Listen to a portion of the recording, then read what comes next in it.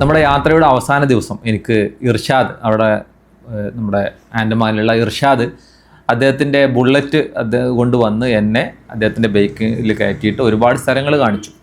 അപ്പോൾ കൂടുതൽ അദ്ദേഹത്തിൻ്റെ കഥയും എന്നോട് പറഞ്ഞു, അദ്ദേഹത്തിൻ്റെ കഥ എന്താണെന്നുള്ളത്. അദ്ദേഹത്തിൻ്റെ ഉപ്പാൻ്റെ പേര് പനമ്പുഴ മൊയ്തീൻ മൊല്ല എന്നാണ്. ആ തലമുറയിൽപ്പെട്ട ഇതാണ്. അപ്പോൾ അദ്ദേഹത്തിൻ്റെ ഉപ്പയുടെ നാട് ഇവിടെ മലപ്പുറത്താണ്.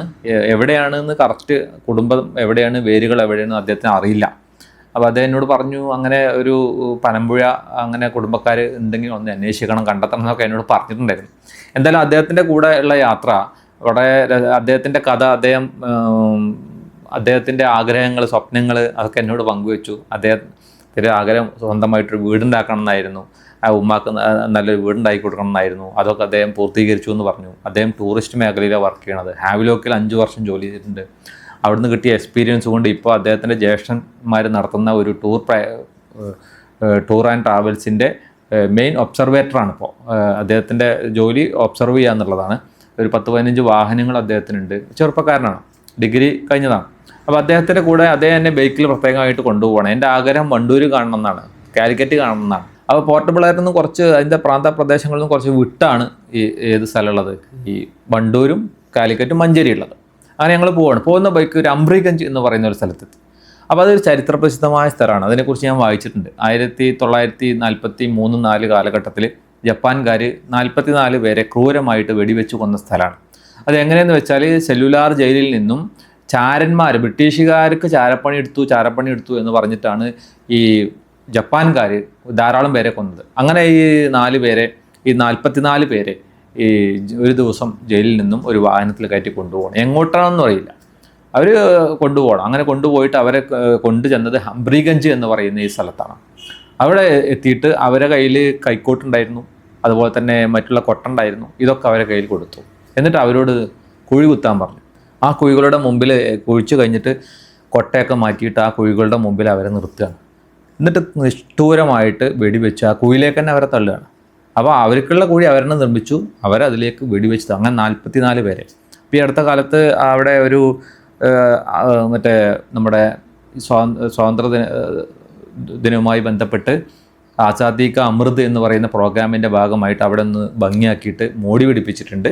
അവിടെ ഒന്ന് പ്രധാനമന്ത്രി അവിടെ വന്ന് ഉദ്ഘാടനം ചെയ്ത് അത് നല്ലൊരു ഒരു സൈറ്റാക്കി മാറ്റിയിട്ടുണ്ട്. അപ്പോൾ അതിനകത്ത് കയറാൻ എനിക്ക് സാധിച്ചില്ല, കാരണം ഞാൻ 5 മണിക്കാണ് അവിടെ എത്തിയത്. അപ്പോൾ ക്ലോസ് ചെയ്തിട്ടുണ്ട്. എന്തായാലും പുറത്തുനിന്ന് ഞാൻ വീഡിയോ ഒക്കെ എടുത്തു. എന്തായാലും അവിടെ നിൽക്കുന്ന സമയത്ത് ഈ 44 പേരുടെ നിലവിളികൾ നമ്മുടെ കാതുകളിൽ ഇങ്ങനെ മുഴങ്ങുന്നത് പോലെ നമുക്ക് ഫീൽ ചെയ്തു എന്നുള്ളൊരു യാഥാർത്ഥ്യമാണ്. അങ്ങനെ അത് കഴിഞ്ഞിട്ട് ആ ഒരു സ്ഥലത്തിൻ്റെ ആ ഒരു ഭീകരത മനസ്സിൽ വെച്ചിട്ട് ഞാൻ മടങ്ങിപ്പോരുകയാണ്. പിന്നെ വണ്ടൂർ എന്ന് പറഞ്ഞ സ്ഥലത്തേക്കാണ് പോകുന്ന സമയത്ത് ഇരുഭാഗത്തും തെങ്ങുകളും കവുങ്ങുകളും നമ്മുടെ കേരളത്തിൻ്റെ അതേ സമാനമായിട്ടുള്ള ഭൂപ്രകൃതിയാണ്. അങ്ങനെ വണ്ടൂർ എത്തിയപ്പോഴാണ് മനസ്സിലായത് ഒരു ബീച്ചാണ്. അവിടെ ഒരു ബീച്ചാണ്.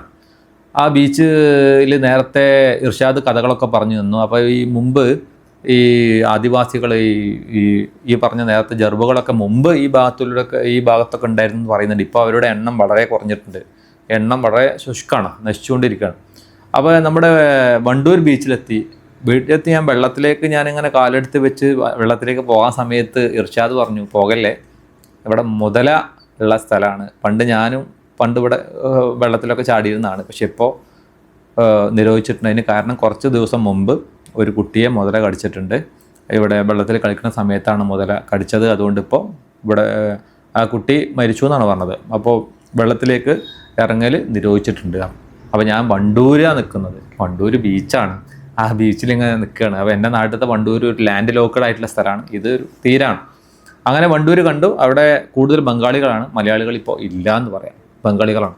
അങ്ങനെ അവിടുന്ന് ഞങ്ങൾ മടങ്ങി കാലിക്കറ്റ് കാണാൻ ആഗ്രഹം ഉണ്ടായിരുന്നു. അങ്ങനെ കുറുക്കു വഴികളിലൂടെ എന്നെ കാലിക്കറ്റിലേക്ക് കൊണ്ടുപോവാണ്, കാരണം രാത്രി ഇരുട്ടായിട്ടുണ്ട്. അപ്പോൾ കാലിക്കറ്റ് ബോർഡൊക്കെ കാണുന്നുണ്ട്. നല്ല ഒരു തിരക്കുള്ള സ്ഥലമാണ്. നമ്മുടെ കാലിക്കറ്റ് പോലെ അല്ലെങ്കിലും ജസ്റ്റ് നമ്മളൊരു നാട്ടിലുള്ള അൽനെല്ലൂർ പോലെ മേലാറ്റൂർ പോലെയുള്ളൊക്കെ ഒരു സ്ഥലമാണ്. ഒരു സ്ഥലമാണ് ഈ കാലിക്കറ്റ്. 2-3 സ്ഥലത്തായിട്ട് ചിതറി കിടക്കുകയാണ്. അപ്പോൾ അവിടെയുള്ള 1-2 സ്ഥലങ്ങൾ ജസ്റ്റ് ബൈക്കിൽ നിന്ന് ഇറങ്ങാൻ കഴിഞ്ഞില്ല. നേരെ നമ്മൾ ബൈക്കിൽ ആയിരുന്നു യാത്ര. അങ്ങനെ അങ്ങോട്ട് കാലിക്കറ്റ് കണ്ടു. മഞ്ചേരിയിലേക്ക് പോകണമെന്നുണ്ടായിരുന്നു, പക്ഷേ ഇരുട്ടായതുകൊണ്ട് അങ്ങോട്ട് പോകാൻ സാധിച്ചില്ല, കുറച്ചുകൂടി ഉള്ളിലോട്ട് പോകണമെന്നും പറഞ്ഞു. അങ്ങനെ ഇർഷാദിൻ്റെ കൂടെ ഞാൻ താമസ സ്ഥലത്തേക്ക് മടങ്ങി. അങ്ങനെ ഏകദേശം ഒരു 7 ദിവസത്തെ യാത്ര അവസാനിച്ച് ഞങ്ങൾ നാട്ടിലേക്ക് മടങ്ങണം. അപ്പോൾ ഈ യാത്രയിൽ ഞങ്ങളുടെ കൂടെ ഇർഷാദ്, അദ്ദേഹത്തിൻ്റെ സജീവ സേവനം ഉണ്ടായിരുന്നു. അതുപോലെ ആൻഡമാനിലുള്ള സലാം സാഹിബ്, അദ്ദേഹമാണ് ഏറ്റവും കൂടുതൽ നമ്മളെ സഹായിച്ചത്. അതുപോലെ കാക്കപ്പാറ യൂസുഫ് ക, അതുപോലെ തന്നെ നമുക്ക് നമ്മുടെ കൂടെ ഒരു ദിവസം ഫുള്ള് ചിലവഴിച്ച ജോലി ലീവ് എടുത്തിട്ട് നാസർ ക, അദ്ദേഹം ജോലി ലീവ് എടുത്ത് ഞങ്ങളെ കൂടെ ഒരു ദിവസം ഫുള്ളുണ്ടായിരുന്നു. ഇവരൊക്കെ നമ്മൾ ആൻഡമാനിൽ നിന്ന് മടങ്ങിപ്പോരുമ്പോൾ, അതുപോലെ അംസോ, ആൻഡമാൻ മാപ്പിള സർവീസ് ഓർഗനൈസേഷനിലെ നാലകത്ത് യൂസുഫ് സാഹിബ്, സിദ്ദീഖ് സാഹിബ്, ഇങ്ങനെ ധാരാളം പേര്, പിന്നെ മാട്ടുമ്മൽ അബ്ദുൽ മജീദ്, യൂസുഫ്, ഇവരൊക്കെ നമ്മൾ ഒരുപാട് സഹായിച്ചിട്ടുണ്ട്. വേറെയും ധാരാളം പേരുണ്ട്, എല്ലാവരും പേരും എടുത്തു പറയാൻ കഴിയില്ല. അവിടുന്ന് മടങ്ങി വരുമ്പോൾ സ്വന്തം നാട്ടിൽ പോയി മടങ്ങി വരുന്നൊരു ഫീലാണ്. കാരണം ഞാൻ അവിടെ ഒരു ദിവസം വെള്ളിയാഴ്ച ഒരു പള്ളിയിൽ കൂടി. ആ പള്ളിയിലൊക്കെ ഇരിക്കുന്ന സമയത്ത് എനിക്ക് സ്വന്തം നാട്ടിൽ ഒരു പള്ളിയിൽ ഇരിക്കുന്ന പോലെയുള്ള ഒരു പ്രതീതിയായിരുന്നു. അതുപോലെ തന്നെ അവിടെയുള്ള ആളുകളോട് സംസാരിക്കുമ്പോൾ അവരുടെ കടകളുടെ പേരുകൾ, ഇതൊക്കെ നമുക്കൊരു ഗ്രഹാതുരത്വം, സ്വന്തം നാട്ടിലേക്ക് എത്തിപ്പെട്ട പോലെ. എന്നാലും ഒരു 1000-2000 കിലോമീറ്ററിനടുത്ത ദൂരത്ത് ഇങ്ങനൊരു സ്ഥലം ഉണ്ട് എന്ന് അറിഞ്ഞതിൽ, ഇത്രയും കാലം അതിലേക്ക് അങ്ങോട്ട് പോകാൻ സാധിക്കാത്തതിൽ, അങ്ങനെ ഒരു ചിന്ത വരാത്തതിലൊക്കെ ഖേദം തോന്നി മടങ്ങിപ്പോരുമ്പോൾ. ഇനിയും പോകണം എന്നുള്ള ആഗ്രഹത്തോടു കൂടി തന്നെയാണ് മടങ്ങിയത്. ഒരു ടൂറിസ്റ്റായിട്ട് പോവുകയാണെങ്കിൽ ആ രീതിയിലും നമുക്ക് അവിടെ ആസ്വദിക്കാനുള്ള അവസരമുണ്ട്. ചരിത്രമായിട്ട് അന്വേഷിച്ച് പോവുകയാണെങ്കിലാണ് ഏറ്റവും നന്നായിട്ട് ആസ്വദിക്കാൻ സാധിക്കുക. ചരിത്രം അറിഞ്ഞുകൊണ്ട് വേണം അന്തമാനിലേക്ക് പോകാൻ. അല്ലാതെ നമുക്ക് പോയി കഴിഞ്ഞാൽ ചിലപ്പോൾ നമ്മളൊന്നും കണ്ടില്ല എന്ന് നമുക്ക് തോന്നും, നമുക്ക് അത്ര ഇഷ്ടപ്പെട്ടില്ല എന്ന് തോന്നും. പക്ഷേ എനിക്ക് എൻ്റെ ജീവിതത്തിലെ ഞാൻ നടത്തിയ യാത്രകളിൽ ഏറ്റവും അധികം ഗുണം ചെയ്ത ഒരു യാത്രയാണ് ഈ ആൻഡമാൻ യാത്ര. എന്തായാലും ഇതിൻ്റെ ഒരു ബൈ പ്രോഡക്റ്റ് എന്ന രീതിയിൽ എൻ്റെ ഒരു നോവല് പുറത്തിറങ്ങുന്നുണ്ട്. അതിൻ്റെ പേര് ഞാനിപ്പോൾ വെളിപ്പെടുത്തുന്നില്ല, അത് താമസിയാതെ പുറത്തിറങ്ങും. അതിൻ്റെ വർക്ക് പൂർത്തീകരിച്ചിട്ടുണ്ട്. ആൻഡമാനിൽ പോയി വന്നതിന് ശേഷം ധാരാളം കാര്യങ്ങൾ അതിൽ ആഡ് ചെയ്ത് അതിൻ്റെ കറക്ഷനൊക്കെ വരുത്തിയിട്ടുണ്ട്. അപ്പോൾ എൻ്റെ ഒരു യാത്ര സന്തോഷം നിറഞ്ഞായിരുന്നു. പിന്നെ ഇന്ന് വരെ ജീവിതത്തിൽ പരിചയപ്പെടാത്ത 3 പേര്, അതായത് മജീദ് തൊട്ടിയിൽ, അതുപോലെ തന്നെ മിഹ്റാജ് ലക്ഷദ്വീപിലുള്ള, അതേപോലെ തന്നെ നജീബ് മൂടാടി, ഈ 3 പേരെയും ഇന്ന് വരെ പരിചയമില്ലാത്ത ആളാണ്. അവരുടെ കൂടെയായിരുന്നു യാത്ര.